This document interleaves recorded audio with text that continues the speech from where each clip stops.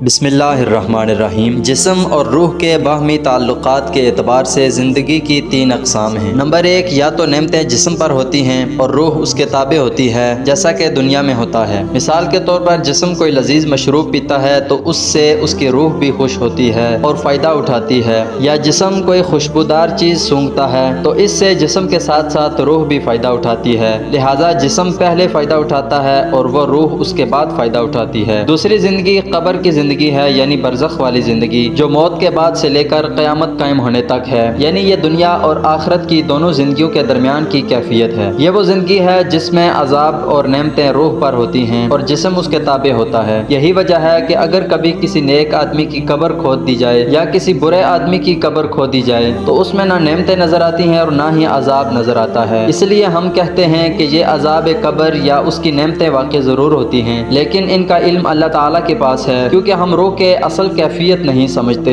اور روح کا علم اللہ تعالیٰ کے پاس ہے، لیکن ہم یقین رکھتے ہیں اور ہمارا یہ عقیدہ ہے کہ قبر میں نعمتیں بھی ہوں گی اور عذاب بھی ہوگا، اگرچہ ہم ان کو اپنی آنکھوں سے نہیں دیکھ سکتے۔ اور زندگی کی تیسری قسم وہ زندگی ہے جو آخرت میں ہوگی، یا جنت میں یا جہنم میں، اور یہ وہ زندگی ہے جس میں نعمتیں جسم اور روح دونوں پر اکٹھے ہوں گے۔ ہم ان سب پر ایمان رکھتے ہیں اور ہمارا عقیدہ ہے کہ یہ چیزیں برحق ہیں۔ ہم دعا کرتے ہیں کہ اللہ تعالیٰ ہمیں ان لوگوں میں شامل کر لے کہ جن پر قبر کی نعمتیں ہوں گی اور جو قبر کے عذاب سے محفوظ رہیں گے۔ اے اللہ، ہم تجھ سے دعا کرتے ہیں کہ تو ہم پر موت کی سختی آسان کر دے، آمین یا رب العالمین۔